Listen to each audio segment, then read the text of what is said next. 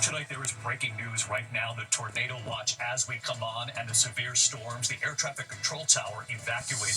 Just as millions travel for Thanksgiving tonight, these storms moving from the south, the Ohio Valley, into the northeast now. Air traffic controllers forced to evacuate in Atlanta over tornado concerns for a time. On the highways tonight, the fiery crash on I-95. And now a second storm right after Thanksgiving. Dangerous driving, winter storm warnings already up tonight. Ginger Z is standing by live with the forecast. Tonight, the FBI now requesting interviews with 6 Democratic lawmakers who told military members they do not have to follow illegal orders. The Pentagon threatening to court-martial Senator and retired astronaut Mark Kelly.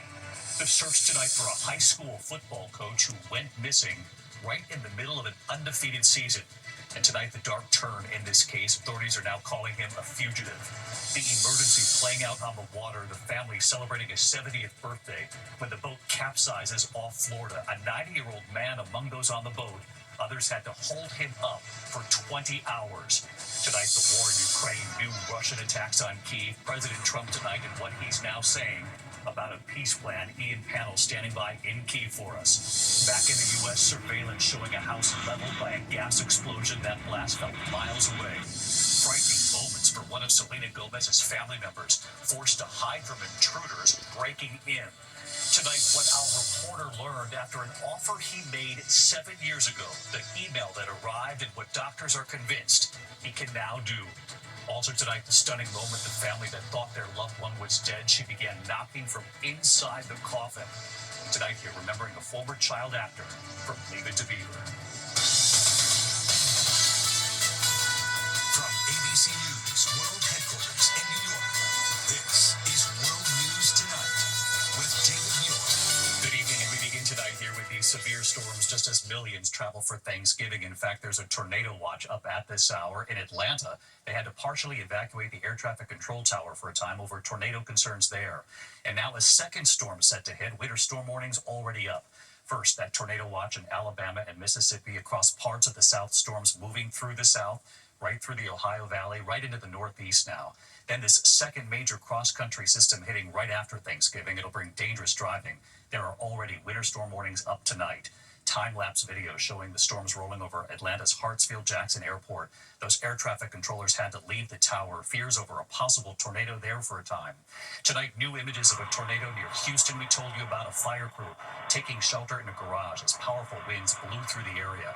On the roads tonight, a fiery crash shutting down I-95 in Chesterfield County, Virginia. That tanker truck veering off the highway and catching fire. Traffic backed up for miles. And from Chicago tonight, take a look, bumper-to-bumper traffic on the Kennedy Expressway.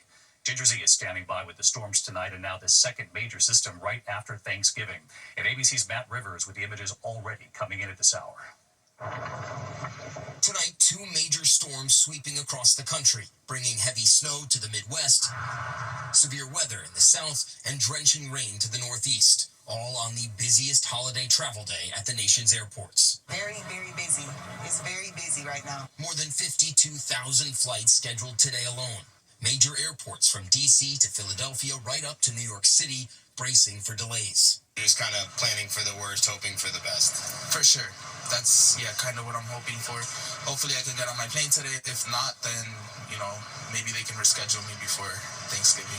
At the world's busiest airport, Hartsfield-Jackson in Atlanta, severe weather halting flights. The tower is evacuating and going down to minimal staffing due to a possible tornado over the airport. The control tower evacuated as storms rolled in. The skies darkening, but no tornado was confirmed. That same system did kick up at least 2 tornadoes in Texas in the past 24 hours. And new video showing the moment a tornado touched down just north of Houston, sending debris flying, pelting that fire truck. The firefighters taking cover in a garage, more than 100 homes damaged. Tonight in the Midwest, near whiteout conditions, making for treacherous travel near Fargo, North Dakota. Plows racing to keep the runways clear at Hector International Airport. And more than 73 million hitting the roads this holiday. We want to beat the traffic. We know everybody's going to be traveling and just trying to get ahead. The drive off to a rough start on the busy I-95. Watch as a tractor-trailer veers off the highway in Chesterfield County, Virginia, south of Richmond, exploding in a fireball. The southbound lane shut for hours, backing up traffic for miles. And David, things are getting busier here at LaGuardia Airport in New York City. We can see behind us people are coming in more and more as the day goes on, just as the rain is moving into this area. Right now, though, delays and cancellations looking okay for the moment, but passengers certainly wary after months of travel chaos. David? Matt Rivers leading us off here tonight. Matt, thank you. Let's get right to Chief Meteorologist Ginger Zee back with us tonight. Ginger, what do you see? Hey, David, so I'm seeing a tornado watch for the next half hour still in Alabama. Those strong storms will pass I-65. You see them east of Monroeville. Well, up here, it's all about the rain, and heavy rain from Harrisburg moving into Allentown tonight into New York City. But by 2, 3 a.m., things start to dry out again. We have to focus on that next storm. It is a strong one. Nearly 80-mile-per-hour gusts already reported in South Dakota. Those high wind warnings along I-80, not going to be easy to travel in Nebraska. And look at that. That's a blizzard warning from Aberdeen, South Dakota, over from just south of Duluth and the Keweenaw Peninsula in the upper peninsula of Michigan. Very difficult to get around. Minneapolis could get 3 to 6 inches with the snow there. It'll be blustery too, and wind, big time wind. Chicago over to Cleveland, down to Columbus. I think that could impact airports on Wednesday, so we'll have to watch that carefully. By the time the rain makes it to here again tomorrow afternoon and evening, it's just a scattered in nature, so it's not going to be too disruptive. Thursday's blustery and cold all the way down to Atlanta, certainly in the northeast, and the lake effect snow machine turns on big time. Erie or Syracuse, watch for that. Now, on Saturday, that next storm, as everybody turns around, they're trying to go home, Chicago could be a problem with snow. And on Sunday, the busiest day for everybody to hit the roads back in the air, that looks wet, especially along the East Coast in the afternoon and evening. So, David, the earlier you can leave if you are traveling I-95 on Sunday, the better. We just want everyone to have a happy and healthy, safe Thanksgiving and take your time, get home safely. Ginger, thanks again tonight for that. We'll see you on GMA. This evening, the FBI is now requesting interviews with 6 Democratic lawmakers who told military members in those videos that they do not have to follow illegal orders. President Trump accusing the lawmakers of seditious behavior punishable by death. Well, now the FBI is moving in on this, and the Pentagon is threatening to court-martial Senator and retired astronaut Mark Kelly. Here's Rachel Scott tonight. Tonight, the FBI wants to talk to the 6 Democratic lawmakers who President Trump accused of seditious behavior punishable by death for recording this message to the military. That was a captain in the United States Navy. Former CIA officer. Former Navy. Telling service members they should not follow illegal orders. Our laws are clear. You can refuse illegal orders. Tonight, the FBI has requested interviews with all 6 lawmakers, including New Hampshire Congresswoman Maggie Goodlander, who served as an intelligence officer in the Navy Reserve. I will not be intimidated. I will not be harassed. I will continue to do my job and uphold my oath. It comes as the Pentagon threatens to court-martial Arizona Senator Mark Kelly, a retired Navy captain who flew 39 combat missions in Iraq before going on to become an astronaut. Today, Defense Secretary Pete Hegseth called the video a, quote, politically motivated influence operation. Senator Kelly explaining why the lawmakers used the words they did. We basically repeated the Uniform Code of Military Justice, and they're saying that's in violation of the Uniform Code of Military Justice. It's absurd. The Defense Secretary continues to attack Senator Mark Kelly, now sending a letter to the Secretary of the Navy asking for a review of his comments for potentially unlawful conduct, saying he wants to be briefed on the matter no later than December 10th, David. All right, Rachel Scott live at the White House for us. Rachel, thank you. Tonight, the dark turn of this search for a missing high school football coach in Virginia who vanished right in the middle of an undefeated season. Authorities tonight are now calling him a fugitive. Here's Mola Lengi. Tonight, a dramatic twist in the search for a Virginia high school coach who vanished in the middle of his football team's undefeated season. The Virginia State Police has obtained 10 warrants for missing high school football coach Travis L. Turner. Turner, now considered a fugitive, wanted on multiple counts of possession of child pornography and using a computer to solicit a minor, according to state police. Authorities say Turner disappeared as agents were heading to his home on Thursday during the early stages of an investigation. Police using drones to search the woods around Turner's house for days. So we've had K-9 units, bloodhounds from local departments, sheriff's office here in Wise, state police dogs into the woods searching place where Mr. Turner may have been or had seen. The married father last seen wearing a gray sweatshirt, sweatpants, and glasses.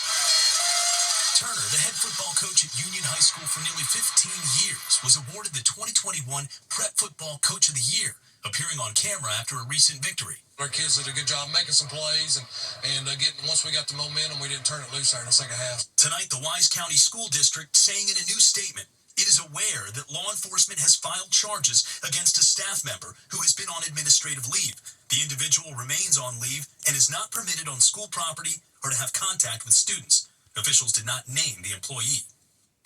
Well, David, in a statement tonight, the family's lawyer says any allegations should be addressed through proper legal process, not through speculation or rumor. The family asking for compassion and privacy tonight, David. Mola Lengi with us here. Mola, thanks. Tonight in New York City, the Manhattan DA says he will retry the suspect in a famous case, the kidnapping and murder of Eitan Pates. The 6-year-old disappeared in 1979, walking home from school in Soho. That case raising national awareness about missing children. You'll remember his face was among the first to be seen on milk cartons. Hernandez was convicted of murder and kidnapping back in 2017. That conviction was overturned in July over flawed instructions given to the jury. Tonight, the DA says he will seek a new trial. Tonight, the emergency playing out on the water. The family celebrating his 70th birthday when their boat capsized off Florida. A 90-year-old man was among those on the boat, the others helping to hold him up on top of the capsized boat for 20 hours. Here's Victor Akindo. Tonight, the harrowing rescue off Florida's Gulf Coast. A family celebrating a birthday, among them a 90-year-old man stranded at sea, holding on to each other for 20 hours before the Coast Guard arrived. We have Coast Guard coming in with possible formation. Officials say Dennis Woods and 3 relatives were out on a fishing trip for his 70th birthday Monday afternoon when their 25-foot vessel started taking on water, eventually capsizing. It was probably less than 5 minutes before it rolled, and I didn't have time to contact the Coast Guard. Other family members calling authorities when the group didn't return from their outing.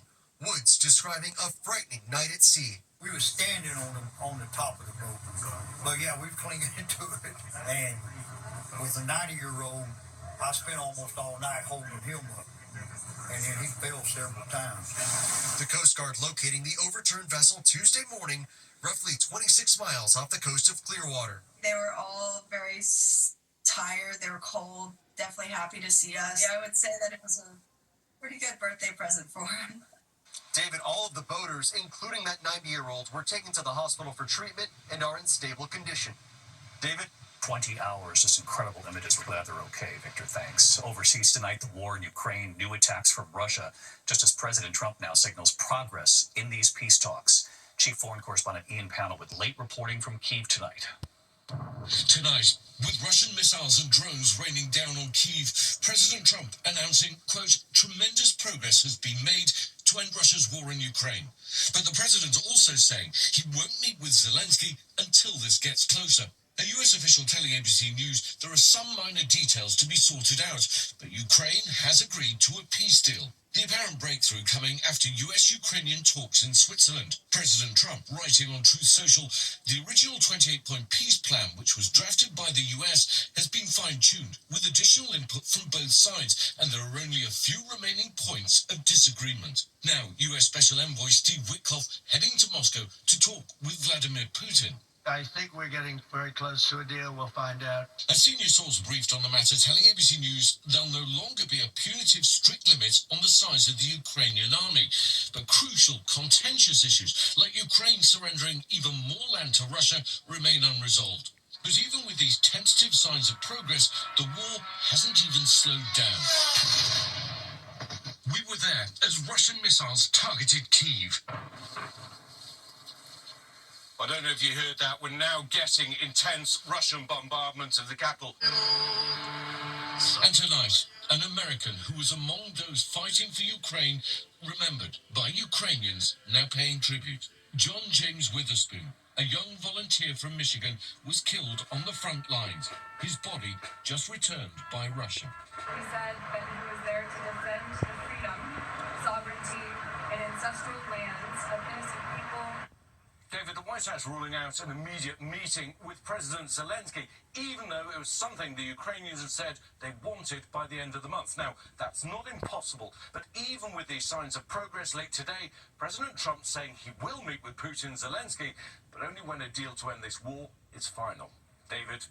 Ian Pannell with up-to-the-minute developments for us. Ian, thank you from Kyiv. And meantime, from Paris tonight, authorities arresting 4 more suspects in connection with that brazen heist at the Louvre. Police now say one suspect was part of the 4-person crew that pulled off the $102 million robbery. 8 suspects in all now under arrest tonight. Prosecutors say more are possible. They still don't know the location of those stolen jewels. Back in the U.S. tonight, a controversial vaccine critic is now the second in command at the CDC. Louisiana Surgeon General Dr. Ralph Lee Abraham has been appointed to deputy director now. He previously called COVID vaccines dangerous. He supports RFK Jr.'s claims linking autism to Tylenol taken during pregnancy. He also wants to end hepatitis B vaccinations given at birth. He retired from Congress in 2020. When we come back here tonight, the stunning moment, the family that thought their loved one was dead. She then began knocking from inside the coffin. Also tonight, remembering an actor from Leave It to Beaver. Also had surveillance showing a house explosion. The blast was felt miles away in the community. Tonight, frightening moments for one of Selena Gomez's family members forced to hide from intruders breaking in and what she did next. And later here, a member of our own ABC family, what our reporter learned after he made an offer 7 years ago. The email that arrived, and tonight what doctors are now convinced he can do. And so he did it in a moment here. Tonight, a home explosion rocking an entire community. A surveillance camera capturing the gas explosion that destroyed a home. This is in Albuquerque, New Mexico. The blast knocking out power to the entire neighborhood. One person was rushed to the hospital in serious condition. A home next door was badly damaged. Tonight, that stunning headline coming in from Thailand. A woman found alive inside a coffin that was going to be sent for cremation. The 65-year-old woman's brother is saying she had been bedridden for 2 years. The family thought she had died when she appeared to stop breathing. Staff at a temple then heard knocking, opening the coffin to find her alive. Tonight, she's now being treated at the hospital. When we come back here, the scare for a member of Selena Gomez's family, and we remember a former child actor from Leave It to Beaver in a moment. To the index of other news tonight, a scare for Selena Gomez's mother-in-law during a home invasion. Masked intruders breaking in. Police say Gomez's mother-in-law, Sandra Levin, was at home in Studio City, California. 2 men in masks breaking in. She barricaded herself upstairs and was able to call 911. The men fled before police arrived. Levin was not hurt. We do have a passing to note tonight. John Iman, a child actor in the 1950s and 60s, has died. Best known for playing a classmate of Jerry Mather's character on Leave It to Beaver. He later became a singer-songwriter and guitarist. He was diagnosed with prostate cancer in September. John Iman was 76. When we come back tonight, what one of our reporters learned, he had made an offer to help 7 years ago. Then an email recently arrived. What doctors are convinced he's now able to do in a moment. See in Disney Plus. Finally tonight here, America Strong. What our reporter Trevor Alt learned after an offer he made to donate some 7 years ago. Well, recently an email, the National Marrow Donor Program, telling him he's a match, able to help someone he's never met halfway around the world. After our own Robin Roberts documented her journey in 2012, undergoing a stem cell transplant thanks to her sister. I think now is a good time to say, go Sally, go! Robin's advocacy has inspired more than 38,000 people to swab their cheeks and sign up. Okay, so just got into the car, headed to a blood center, including me. What used to be the Match, now the National Marrow Donor Program. I signed up with them, I think, almost 7 years ago. I remember swabbing my cheek and sending it in. But a few months ago, I got an email telling me I was a match. What they've told me is that I'm a match for a middle-aged man on the other side of the world who has bone cancer. Maybe I could potentially come in and provide a little help. After passing a few screenings, it was go time. First, a nurse gave me 5 days of injections to supercharge my body's stem cell production, and then I was off to Seattle with my caregiver, my girlfriend Grace, to go to their blood center, where every year hundreds of volunteers come to donate. So we're all set up here. This machine is taking the blood out of my right arm here, and somewhere in there it is separating the stem cells. All I have to do is sit here for a couple hours. For me, the entire process was relatively pain-free. It takes the average donor 4 to 6 hours. I was done in less than 3. There is still an urgent need for young, healthy, and willing donors. There's also promising new research on the horizon for unrelated, partially matched donors to increase access and outcomes. This email out of the blue is a pleasant surprise, because we could get to do something pretty cool here, I think. No question about that. Good for you, Trevor. The National Marrow Donor Program to help, go to nmdp.org. That's a Thanksgiving gift. Good night.